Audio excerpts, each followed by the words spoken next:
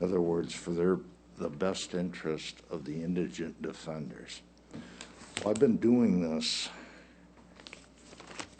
the last 7 or 8 years. I've been doing this almost exclusively, representing defendants, not always indigent. I've been on the list probably 15 years in 2 different segments. When the application I have noticed to the letter that I wrote to you, I penned or attached the necessary, or what I felt was the necessary documents that I received. Basically, an application went out the 14th of December, and by the 26th, I was off the list. In that application of the 14th, it cited no criteria. It just wanted, the only thing it wanted was years of experience. Well, I've got 28 years is what I put. I've actually got 31, if you count my years of service at the prosecutor's office. Nonetheless, there's no criteria there. I asked for that criteria. I got it in a letter 2 weeks after I sent that request.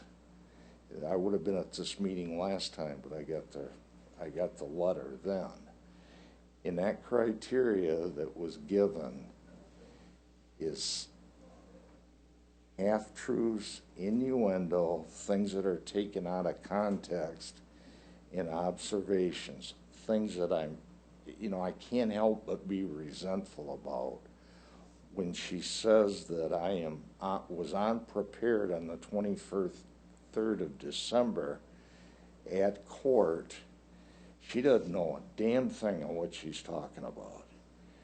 Because in that particular instance, and to put that into that reference, you would have to know what was going on, and all she did was stick some innuendo in there, or conjecture. Ladies and gentlemen, I know I'm running out of time, but I'm not the 11th best attorney in this town, criminal attorney, nor am I the 5th best criminal attorney. I've spent my life trying to help. That's why I got into this. I got into this late at life. I spent my life trying to help people that are down. In this program that we have now, it doesn't do any more than what it did last year. Last year I tried a first-degree murder case right here in this courthouse, 2 rape cases. 4 people on that list, if they were there, they couldn't do it because of a lack of experience. Your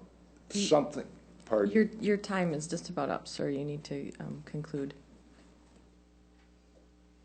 I'm all over this place on this, but I want to tell you that the program has got potential. It could work, but it depends. You can't serve 2 masters. And for too many years, we have been paying, the state pays the defendant's attorney. The court pays it, now it's the state. But your loyalty is to your client. And you've got all kinds of pressure as a defense attorney to settle this case, get this thing done, get this off the docket, and it's still the same way. The courts come in, they get me, and I'll tell you what, I stand up for my clients.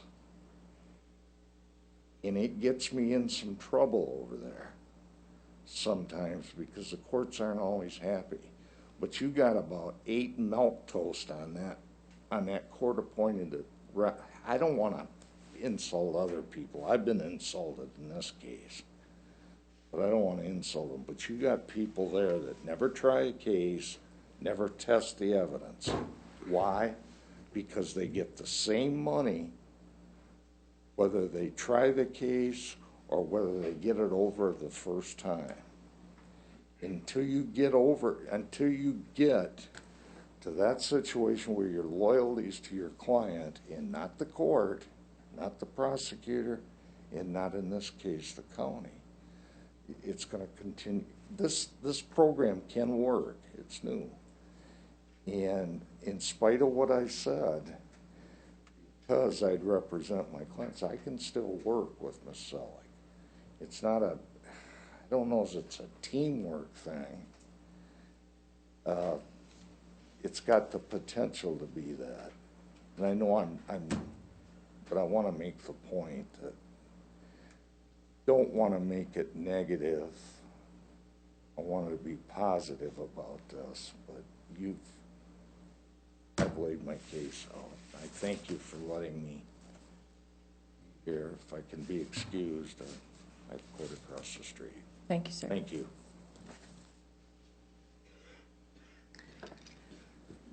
Is there any other public comment this morning?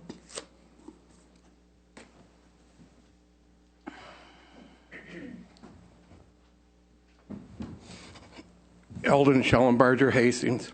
Again, I want to reiterate what I iterated 2 weeks ago at this Board of Commissioners meeting. My understanding is Gordon Shane McNeil did take and nominate Amy Selig, and with the past problems of these people, it would be a great disservice to the people of this community.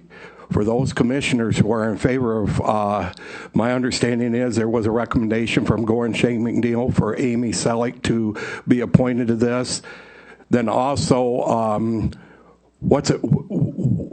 the reason is so that if she was appointed, that she would feel obligated to take and put Gordon Shane McNeil on the defense team. And I think this is a great travesty, not only to the people of Berry County, but to the people of the state of Michigan, with the past histories of Mr. McNeil and everything. I think, and if you've been around long enough, you've been around enough years in Berry County, you know what kind of person and individual that he is. And I would ask that this board really take and have oversight on this committee. Some of you may claim you don't have oversight. You do have oversight, because this board is asked to take and oversee it by appointing people to be in charge of this program. And I would ask that from this point on, that anything like this comes up, that the Board of Commissioners have oversight on it. So if any problems arise out of it, that you can put your finger on it and take care of the issue. Thank you. Any other for public comment?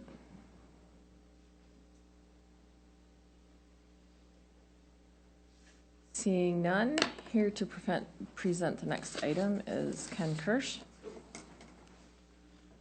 At this time, the chair would entertain a motion to recommend to the Board of Commissioners approval of the attached reimbursement grant agreement in the amount of $2,500 with 270 Inc. to pay for the spay and neuter of shelter animals prior to adoption, and authorize the board chairperson to sign it. So moved. Support. The motion made by Jackson, supported by Gibson. Mr. Kirsch? Good morning. Morning. Tammy and I have been working on another grant from 270. Of course, it's the start into the new year, which is good. So these are starting to come in already, which we're happy about. What's a little bit unique about this particular grant is that this money is actually for the spaying and neutering of the cats and dogs before we actually adopt them out, which of course the county now pays for that. So this will, on the bottom line, it's definitely going to help out quite a bit on our overall medical expenses at the shelter this year. So it's like I said, it's a little unique. It's what they offered, and we definitely think it'd be a great thing and definitely a savings to Berry County. Awesome. Does anybody have any questions for Mr. Kirsch? What is 270? You want to take it? They are based out of Southeast Michigan, and they offer grants. We've been getting grants with them for many years. That's specifically what they do, is provide grants to rescues and shelters. And So it's like a foundation? yes. It is a foundation, Yep. yeah. Yep. And they offer it across the state.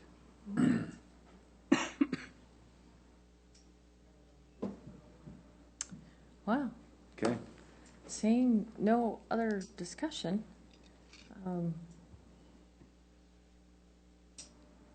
there being no further discussion, the question before the committee is to recommend to the Board of Commissioners the approval of the attached reimbursement grant agreement in the amount of $2,500 with 270 Inc. to pay for spay, neuter, and shelter of animals prior to adoption, and authorize the board chairperson to sign it. Sorry. All those in favor? Aye. Aye. Those opposed? Motion carries. Thank you. Thank you very much. Absolutely. Thanks, guys. Next on our agenda is Carrie Selleck with the Indigent Defense Fund requested budget. At this time, the chair would entertain a motion to recommend to the Board of Commissioners approval of the attached 2019 Indigent Defense Fund budget for review and for revenue and expenditure line items. So moved. Second? Moved by Smelker, seconded by Parker. Good morning, ladies and gentlemen. As you can see, this is just simply our current budget is blank. We have the line items now that are in line with the grant proposal or the grant that was accepted. The only difference is the local share is less than what's listed in the grant. That is because there was an approval given as part of our compliance plan for reimbursement for the holding cell renovation of $23,257. That was put in the grant or in our compliance plan that was approved in the grant. That comes out of our local share. So that money simply wasn't included in our line item budget. Didn't make sense to put it in and then take it back out. So that's the only difference. So we got money back for the renovation project we did 2 years ago? Yes, that was put in our compliance plan. And we still have about $24,000 in our budget for construction costs for private meeting space. Once there's a decision as to how that's going to occur, that money is sitting there in our budget. And that's listed in Well, here we as like well. budget amendments when they come. We have more money. Well, and so everyone, the statute specifically states that the county will never, ever be made to pay more than their local share. If for some reason the expenses of this program exceed what has been budgeted, the state is responsible for those payments per statute. Any questions for Ms. Selleck? Being none,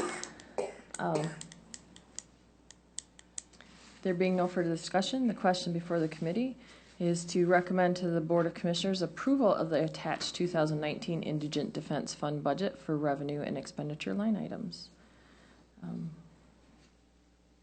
All those in favor? Aye. Opposed? This item is approved. Thank you. Next before the board is Under Sheriff Housley.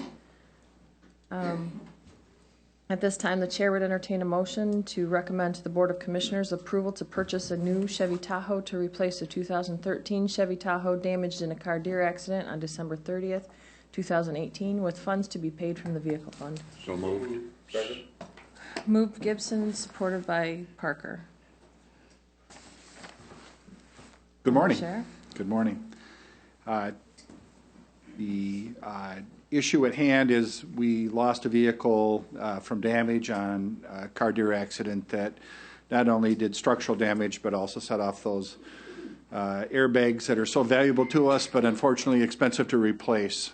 So after the accident and the resulting visit from the insurance adjuster, the vehicle was totaled and the amount of $12,000 was made to the county to pay off the damaged vehicle, which was 2013 Tahoe with about 114,000 miles on it. So we're asking that the board consider a purchase of a vehicle to replace the one that was totaled. Total cost on the vehicles that are now being purchased is $33,546. So after the payoff by the salvage company to MMRMA, we can reduce that $33,000 by just a little bit over $10,000. Any questions for Matt? Ben? Buck or a doe? It was a moot point after it was hit, so. When I did a ride-along with Deputy Ware, we talked about the vehicles, and his vehicle was probably pretty similar to this.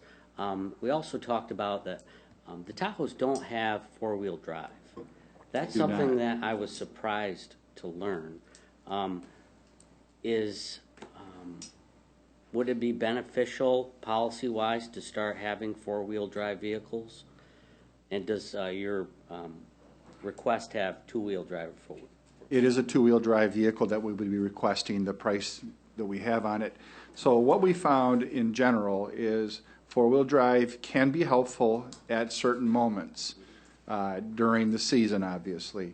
But overall, we have very few vehicles getting stuck. And the added cost of repairs, the gas mileage consumption by a four-wheel drive vehicle just really offsets an occasional need for having to have someone pull us out. And so it would be great, and we do have some of our utility vehicles that do have some four-wheel drive capability, but it's almost cost prohibitive. It's about $5,000 extra now per vehicle, and that adds up fairly quickly.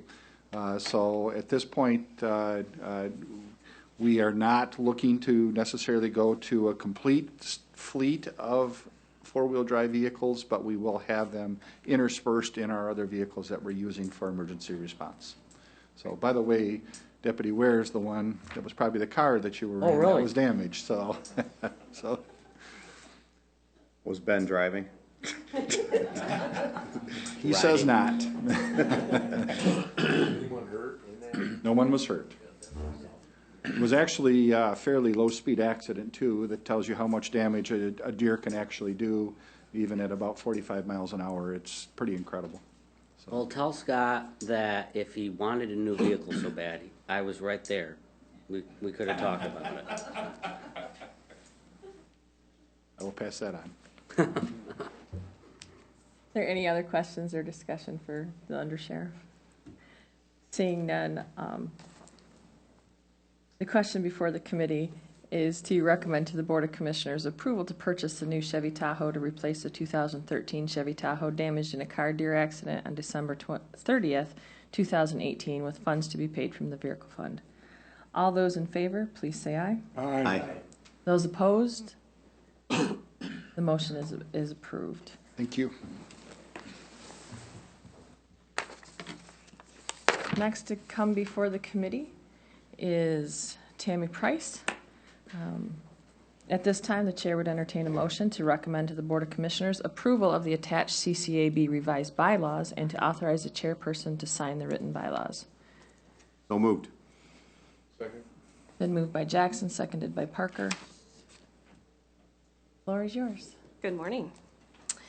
So we just cleaned up our bylaws to support the Open Meetings Act as well as the CCAB current practices. It allows the OCC administrator to prepare and sign subcontracts in accordance with the approved grant. It also approves the board to recommend the OCC administrator to the hiring body as opposed to recommending the hiring of an administrator to the Board of Commissioners.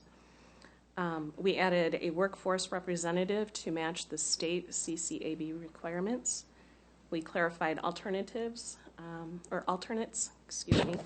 and indicated that only one alternate per member, and that they have proxy voting power.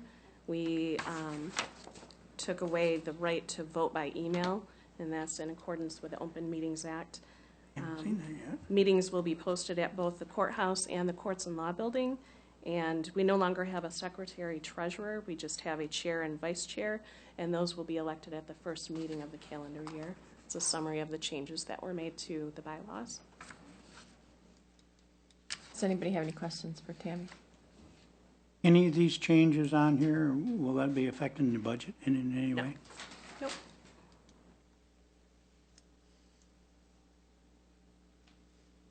That's all I have. Anybody else? Oh, seeing no further discussion, the question before the committee is to recommend to the Board of Commissioners approval to reappoint, wrong one. I turned my paper.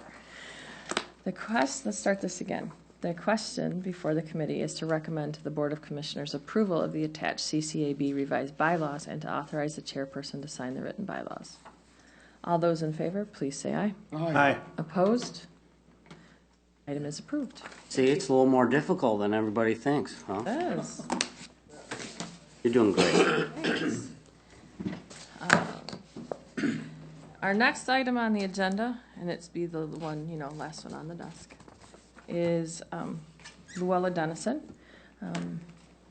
At this time, the chair would entertain a motion to recommend to the Board of Commissioners approval to reappoint Cindy Vuja to serve on the Berry County Parks and Recreation Board in the position representing the Berry County Economic Development Alliance for a 3-year term that began on 1/1/2019 and expires on 12/31/2021.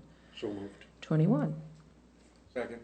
Moved by Gibson, second by Parker. Luella, the floor is yours. Okay, so this is just a reappointment request.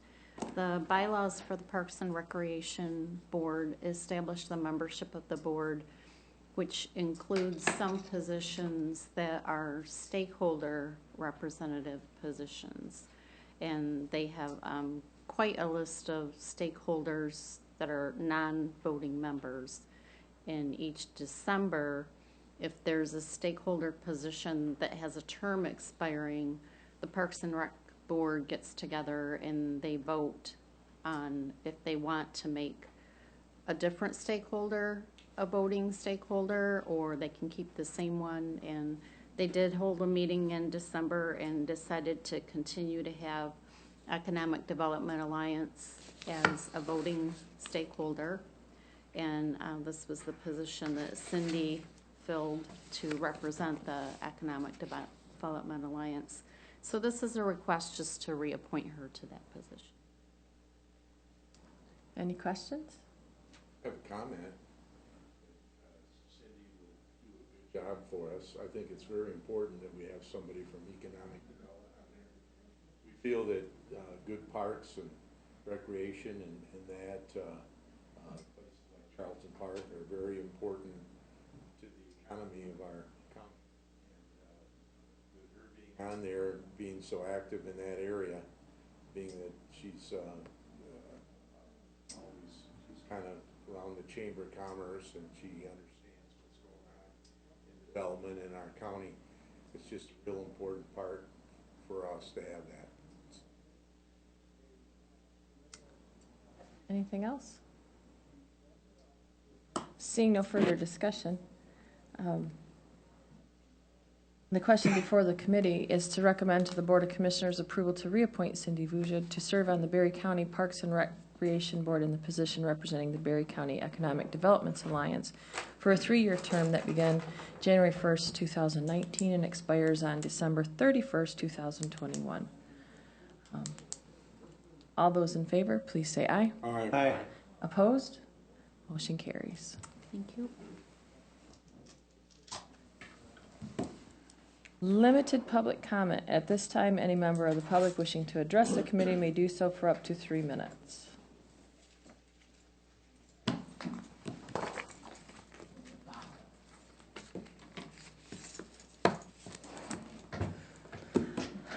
Is there any other business to come before this committee? There being no further business and without objection, the committee will now adjourn. No objection.